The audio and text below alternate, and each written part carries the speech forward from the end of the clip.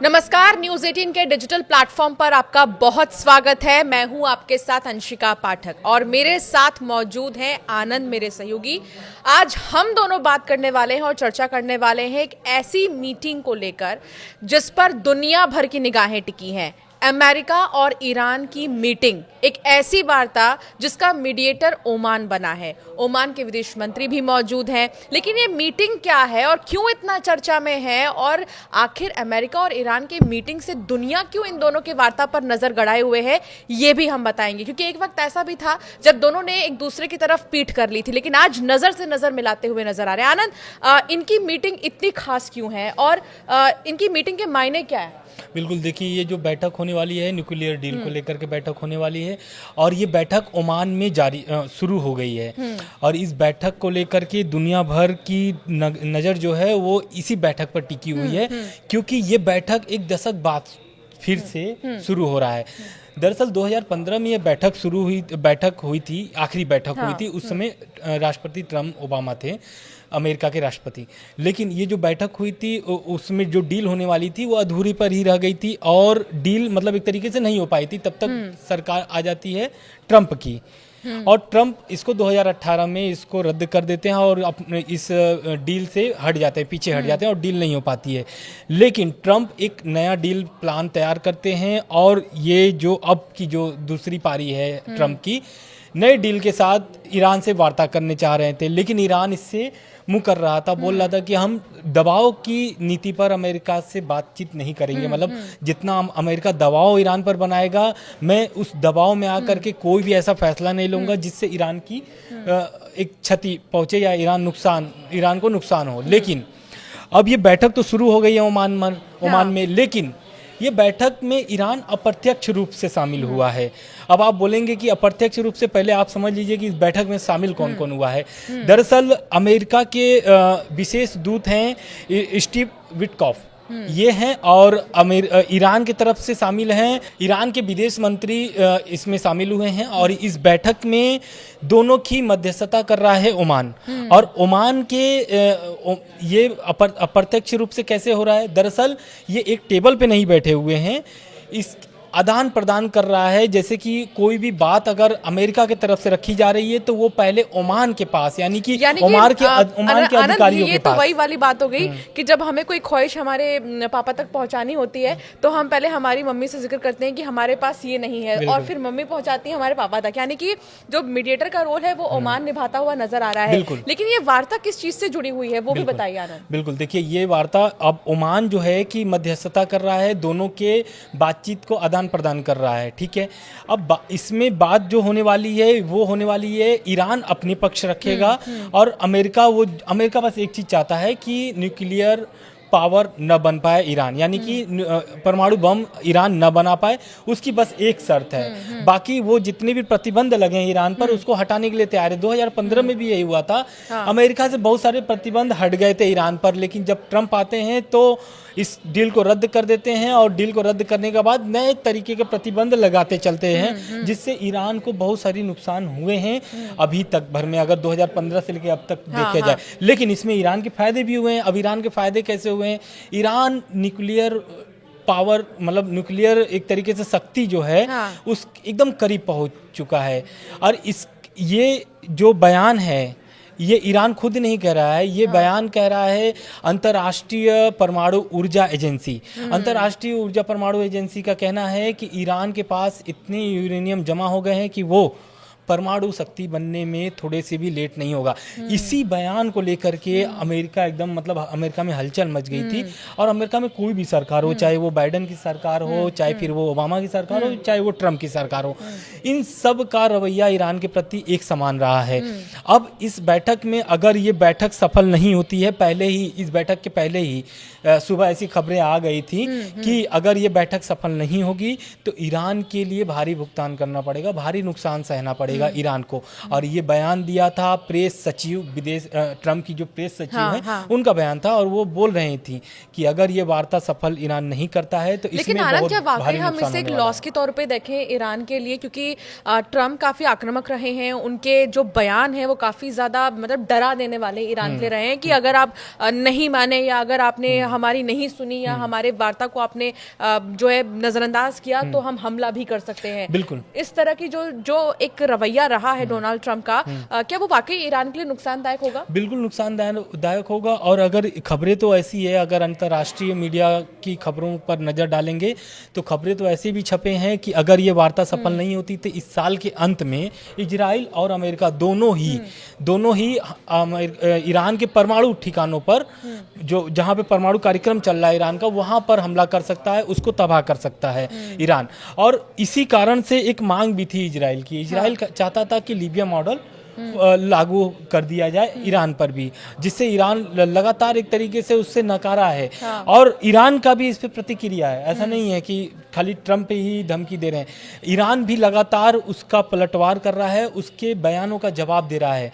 अब रह गई बात इस बम की धमकी की, तो ईरान ने बोल दिया है कि ऐसे कोई भी अगर ट्रम्प या अमेरिका कदम उठाता है तो ईरान चुप नहीं बैठेगा। इस बात को आयतुल्लाह अली खamenei पर एक चिट्ठी गई थी। दरअसल ट्रम्प के माध्यम से ट्रम्प के द्वारा एक ईरान को चिट्ठी भेजी गई थी, और ईरान के सुप्रीम लीडर हैं आयतुल्लाह अली खamenei, उनको ये चिट्ठी भेजी गई थी।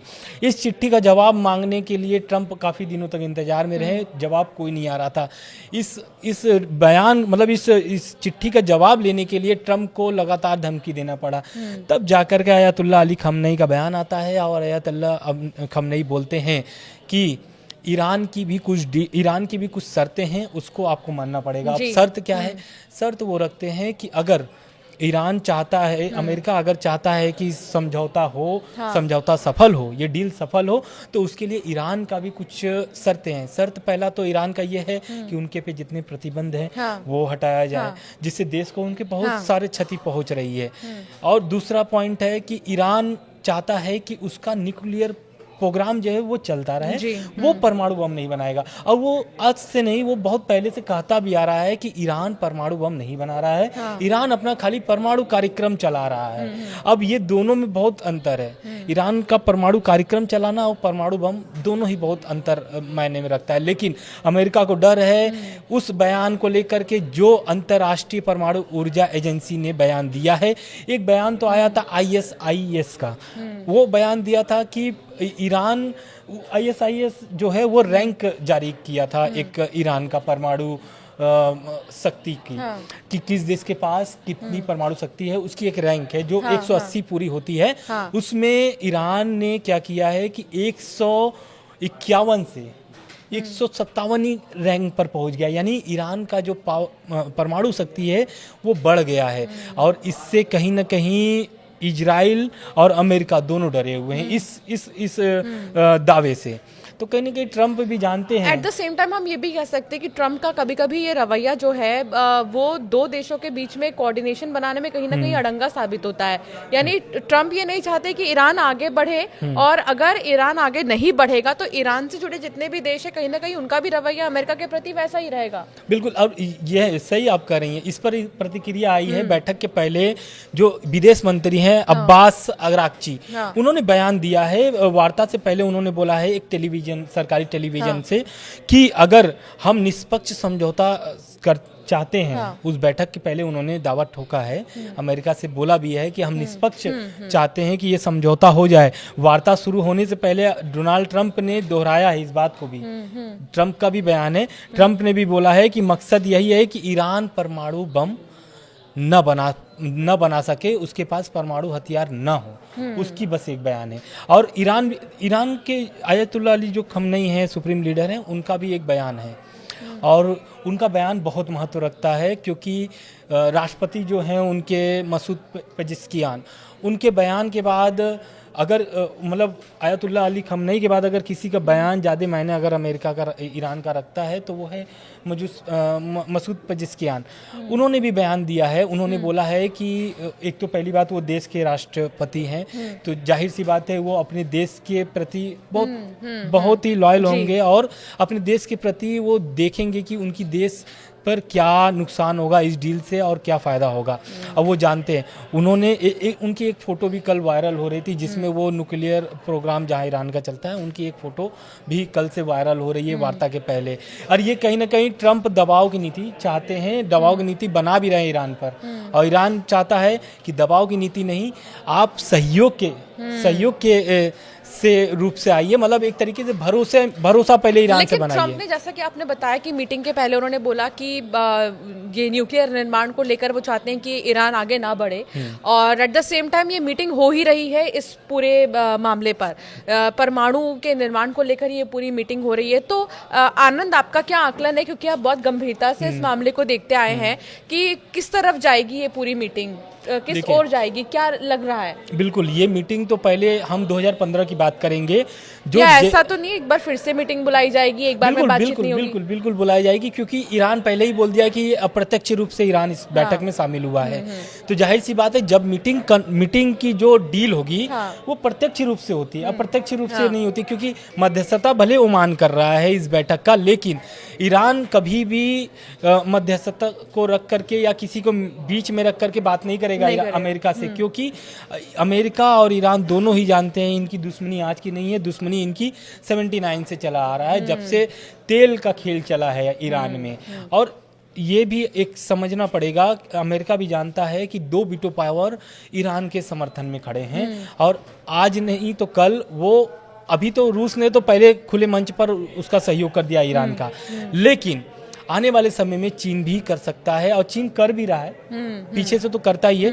मैं बात अभी चीन पर अमेरिका का भी प्रेशर है, तो इसीलिए आप कह सकते हैं कि, और जैसा कि आप बता भी रहे थे कि चाइना की तरफ से भी बड़े कदम उठाए जा रहे हैं। बिल्कुल कदम उठाए गए हैं। अभी इस बैठक के पहले, अभी जो आज ओमान में अभी बैठक जारी है, इस बैठक के पहले अमेरिका ने कई नए प्रतिबंध ईरान पर लगाए हैं, जिसमें वो परमाणु न्यूक्लियर डील को लेकर के है, दूसरा है तेल नियंत्रण को लेकर के, तेल जो बेचता है ईरान उसको लेकर के। तो ये दोनों प्रतिबंध तो लगे हैं। इस प्रतिबंध के पहले जो अभी वार्ता के बाद अब क्या प्रतिबंध लगने वाले हैं ये तो आने वाला समय बताएगा, लेकिन इससे पहले चीन ने अपना चाल चल चुका है, क्योंकि चीन पर लग गए हैं टैरिफ 145% का। अब चीन नहीं चाहता है कि उसको देश को और बहुत भारी नुकसान सहना पड़े, इस कारण से उसने 1.8 बिलियन जो डिलियन तेल है वो ईरान से प्रतिदिन ले रहा है, जो रिकॉर्ड मात्रा में है। और चीन भी जानता है कि आने वाले समय में, और ये चीन का जो चीन जो ईरान से तेल लेता है, ये करीब 90% ईरान का तेल लेता है वो, मतलब ईरान में जितने तेल निकाले जाते हैं उसका 90% चीन लेता है, जिसका चीन के पास सिर्फ 16% का ही भरपाई हो पाती है। तो कहीं ना कहीं चीन जानता है कि अगर ईरान से उसकी कुछ भी खटपट हुई तो वो उसके लिए बहुत भारी नुकसान होने वाला है, क्योंकि तेल जो है वो सब देश के लिए अहमियत रखता है। और बहुत पहले ही जितने भी सामान अमेरिका से चीन मंगाता है उस पर इतना टैरिफ लगना एक झटके से कम नहीं है चाइना के लिए। और दूसरा, अगर ईरान से भी कहीं ना कहीं पहले से ही सतर्क नहीं रहा चाइना, तो उस पर और एक और झटका लग सकता है, इसलिए वो पहले से तैयारी कर रहा है। बिल्कुल। और रह गई बात जो डील की, आप बोली थी कि जो डील नहीं होगा तो क्या फिर फैसला लिया जाएगा, तो मैं पहले बता देता हूँ कि एक ऐतिहासिक परमाणु समझौता 2015 में हो चुका है, और ये JCPOA के नाम से जाना जाता है। और ये जो बैठक हुई थी 2015 में, ये बैठक हुई थी ओबामा जिस समय वो राष्ट्रपति थे, और इसमें 5 देश शामिल थे। इस 5 देश शामिल थे, लेकिन क्या होता है कि ये मैं पहले वीडियो में बता चुका हूँ कि ट्रंप निकल जाते हैं, और वो देशों को नुकसान पहुंचता है जो देश उसमें शामिल थे, उस बैठक में शामिल थे। तो अब क्या है कि, लेकिन ये जो डील है, इस बार का जो डील है, इसमें कोई शामिल नहीं है, सिर्फ ईरान और अमेरिका ही शामिल है। बिल्कुल। अच्छा, ओमान को ना बहुत शांतिपूर्ण कंट्री माना जाता है, और मस्कट में ये पूरी मीटिंग चल रही है। At the same time mediator का कितना बड़ा रोल होता है आनंद, इसको भी समझना पड़ेगा, क्योंकि अगर दो लोगों की बात कोई एक बीच का व्यक्ति करा रहा है तो उस पर भी बहुत सारी चीजें निर्भर करती हैं। बिल्कुल। अब देखिए ओमान क्या है, ईरान का बहुत खास है, बहुत खास माना भी जाता है, लेकिन ओमान जो है ना वो दोनों से संबंध उसके अच्छे हैं, चाहे वो अमेरिका हो चाहे फिर ईरान हो। अगर ओमान, ईरान क्या चाहता है, ईरान अभी जो चिट्ठी वाली मैंने बात की थी स्टार्टिंग में कि आयतुल्ला अली खमनई को ट्रंप ने चिट्ठी भेजा था, तो वो चिट्ठी का जवाब भी आयतुल्ला अली खमनई ने दिया था ओमान के जरिए। ओमान के जरिए ट्रंप को ये चिट्ठी पहुंची थी और वो चिट्ठी में यही था कि ट्रंप को थोड़ी सी मतलब कि नरम लहजा रखना चाहिए, लहजा रखना पड़ेगा ईरान के प्रति। दूसरा, उनको विश्वास जीतना पड़ेगा ईरान का। तो ओमान जो कर रहा है वो तो ईरान और अमेरिका दोनों के लिए फायदेमंद है, और अगर समझौता हो जाता है तो इसमें ओमान ही हीरो बनेगा, क्योंकि ओमान में ये बैठक हो रही है और ओमान ही स्टार्टिंग से, जब से ट्रंप आए तब से ओमान ही मध्यस्थता कर रहा है ईरान और अमेरिका का। और अगर अब अमेरिका क्या है कि और कोई देश को पकड़ नहीं सकते हैं, मिडिल ईस्ट में जो देश है उसमें किसी को नहीं पकड़ सकते हैं, कतर से उसकी बातचीत नहीं है, इराक में कोई ऐसा प्रतिनिधित्व करने वाला नहीं है जो अमेरिका और उसको कर सके, क्योंकि इराक अमेरिका का पहले से युद्ध जग जाहिर है सबका। बिल्कुल। तो यानी कि अब तक अगर देखें हम कुल मिलाकर तो ये वार्ता बहुत आसान नहीं है, बहुत ही ज्यादा चुनौतीपूर्ण है, और इसीलिए दुनिया भर की निगाहें इस वार्ता पर टिकी हुई हैं, और खासतौर पर ओमान के लिए बहुत बड़ी चुनौती है कि इधर की बात उधर तक पहुंचाना ठीक उसी तरह जिस तरह कहना चाह रहे हैं। मीडिएटर का काम क्योंकि ओमान यहाँ पर करता हुआ नजर आ रहा है। लेकिन जाते जाते एक छोटा सा रिएक्शन आनंद, भारत पर क्या असर पड़ेगा अगर ईरान और अमेरिका की बनती है, और अगर नहीं बनती है तो भी? बिल्कुल। देखिए भारत क्या है कि निष्पक्ष रहता है, चाहे वो रूस यूक्रेन युद्ध हो, चाहे फिर वो इजराइल हमास युद्ध हो, चाहे फिर वो ये जो अमेरिका और ईरान का जो संघर्ष चल रहा है, सभी में भारत जो है वो निष्पक्ष रहता है, क्योंकि भारत शांति चाहता है। प्रधानमंत्री नरेंद्र मोदी भी कई बार बोल चुके हैं कि युद्ध से समाधान नहीं निकलता है, समाधान बातचीत से निकलता है, जो कि ओमान में ईरान अमेरिका कर रहे हैं। तो भारत हमेशा इससे निष्पक्ष रहा है, और कोई भी युद्ध होता है तो उसका पक्षधर कभी भी खुले मंच पर आकर के भारत उसका सपोर्ट नहीं करता है, चाहे फिर वो इजराइल हो चाहे फिर वो रूस हो। इसलिए मैं बोल रहा हूँ क्योंकि रूस और इजराइल के प्रति जो होता है, कई बार देखा जाता है कि लोग ऐसा बोलते हैं कि इजराइल के पक्ष में भारत रखेगा, लेकिन यूएन में कभी ऐसा हुआ नहीं है कि भारत जा करके यूएन में इजराइल के प्रति वोट करे या इजराइल के पक्ष में वोट करे। बल्कि देखा जाए तो रूस यूक्रेन युद्ध में अमेरिका ने इस बार रूस के पक्ष में वोट कर दिया था। तो कहीं ना कहीं अमेरिका जानता है कि वो दबाव की नीति के साथ साथ वो ट्रंप इस मायने में भी जाने जाते हैं कि ट्रंप को अगर किसी चीज का बात मनवाना है ना, चाहे फिर वो जेलेंस्की हुए, चाहे फिर वो अमेरिका के एड़ी चोटी का जोर लगा देते हैं। एड़ी चोटी का जोर लगा देते हैं। एक खबर और भी है, वो खबर है इजराइल से जुड़ा हुआ। नेतन्याहू अभी गए थे अमेरिका दौरे पर, तो अमेरिका दौरे पर वो गए थे टैरिफ को लेकर के, लेकिन मामला वहां पर उनका टैरिफ का बनता है नहीं। इजराइल में वो गए थे, इजराइल अमेरिका के जो राष्ट्रपति हैं डोनाल्ड ट्रंप, उन्होंने कुछ दिन पहले बयान जारी कर दिया था कि मैं सभी देशों पर टैरिफ अनाउंस करने वाला हूँ। उसके पहले ही इजराइल 0% का टैरिफ लगा देता है किसके ऊपर? अमेरिका के ऊपर। अब वो सोचता है इजराइल कि अमेरिका उसके ऊपर कोई भी ऐसा टैरिफ नहीं लगाएगा जिससे इजराइल को क्षति हो या फिर नुकसान हो, लेकिन होता कुछ उलट है। 17% का टैरिफ लगा देते हैं इजराइल पर, अमेरिका की तरफ से। बिल्कुल। अब इस टैरिफ की बात को लेकर के पहुंच जाते हैं अमेरिका दौरे पर नेतन्याहू। अब नेतन्याहू तो जाते हैं अमेरिका, लेकिन जाते वक्त भी उनके ऊपर लगा हुआ है इंटरनेशनल क्रिमिनल कोर्ट की तरफ से अरेस्ट वारंट जारी है, तो उनका रास्ता घूम जाता है। घूम करके जाते हैं, करीब 400 किलोमीटर एक्स्ट्रा वो यात्रा करते हैं अमेरिका जाने के लिए। अब वो अमेरिका तो जाते हैं, लेकिन बात उनकी टैरिफ पर बनती नहीं है। बात तो बनती नहीं है, लेकिन ट्रंप भले चेतावनी अलग दे देते हैं नेतन्याहू को। चेतावनी ये देते हैं कि ये जो बैठक हो रही है ओमान में अमेरिका और ईरान की, इस वार्ता के बीच इजराइल कोई ऐसी गड़बड़ी न करे जिससे वार्ता पर असर पड़े। तो ये एक तरीके से अलग चेतावनी भी उनको मिल गई। और ईरान, इजराइल, हमास, हिजबुल्लाह, हुती, इन सब का यानी सबको कि पता है नेतन्याहू संबंध क्या ने है। कहीं पे निगाहें कहीं पे निशाना, यानी बिल्कुल। बात तो करने वो ये हाँ। कहकर गए थे कि टैरिफ पर वो बातचीत कर लेंगे, लेकिन उन्होंने बात की, यानी उल्टा ट्रम्प ने उल्टा, उन्हें हाँ, ये कह दिया ट्रम्प कि क्या करते हाँ। हैं कि वो जब ओवल ऑफिस में प्रेस कॉन्फ्रेंस होती है तो प्रेस अच्छा, कॉन्फ्रेंस ये में मानना पड़ेगा आनंद कि ट्रम्प बहुत दिमाग लगा लेते हैं 360 डिग्री। बिल्कुल उनको ये आभास हो जाता है कि कौन किस चीज के लिए आया है और कहाँ उन्हें पैरी रोक देना है, रेड फ्लैग दिखा बिल्कुल देना है। बिल्कुल वो ओवल ऑफिस में बोलते भी हैं, प्रेस कॉन्फ्रेंस में जब नेतन्याहू को लेकर के आते हैं, दोनों साथ में ओवल ऑफिस में बैठते हैं, सभी के बोलने के पहले ट्रम्प बोल देते हैं कि जो टैरिफ इजराइल पर लगाया गया है उसमें कोई भी संशोधन नहीं किया जाएगा, 17% का टैरिफ लगा रहेगा इजराइल पर। अब इस पर नेतन्याहू कुछ बोल ही नहीं पाते हैं क्योंकि सबकी बोलती बंद हो जाती है कि भाई अब तो इस पर कोई सवाल ही नहीं उठता, क्योंकि सवाल के पहले ही जवाब उत्तर दे देते हैं वो डोनाल्ड ट्रम्प। ट्रम्प। लेकिन अब इस पर सब छोड़ करके, टैरिफ छोड़ करके अब आ जाते हैं नेतन्याहू वॉर पर कि भाई परमाणु बम के करीब पहुंच चुका है ईरान और इसको रोकना बहुत जरूरी है। इस पर भी वो दबाव चेतावनी दे देते हैं नेतन्याहू को बोलते हैं कि आपको थोड़ा आराम से रहना पड़ेगा, कोई भी गड़बड़ी नहीं करनी है वार्ता के बीच, क्योंकि ट्रम्प, देखिए इसके पहले एक बयान भी आया था, विदेश मंत्री हैं जो अमेरिका के, उनका बयान था, उन्होंने बोला था कि अगर मार्को रूबियो का बयान था कि वो देखिए क्या, वो थोड़ा सा ना संतुलन करना चाहते हैं। संतुलन कैसे?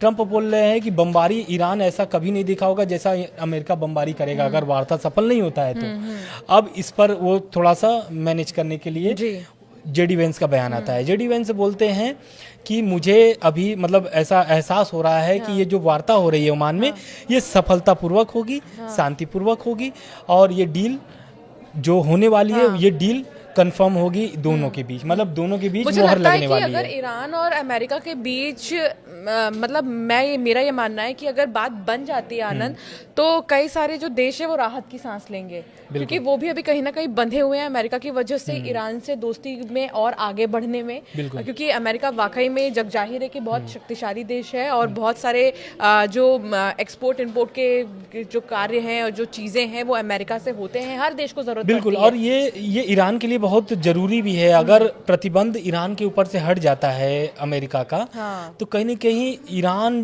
की जो तरक्की है उसमें और ज्यादा रफ्तार आएगी। तो ईरान भी चाहता है कि शांतिपूर्वक हो जाए, विश्वास बना रहे अमेरिका का, तो ईरान भी थोड़ा सांस लेगा राहत की। तो अब जो है निगाहें टिकी हुई हैं इस वार्ता के खत्म होने तक की, कि आखिर खत्म होने के बाद क्या होता है, लेकिन इस पर भी हम आपको अपडेट जरूर देंगे कि खत्म होने के बाद क्या फायदा होगा, क्या नुकसान होगा और किन चीजों को लेकर दोनों देशों के बीच में बातचीत हुई है। फिलहाल हमारे वीडियो में इतना ही। ऐसे कई वीडियोस के लिए हमारे साथ बने रहिए और हमें सब्सक्राइब करना ना भूलें।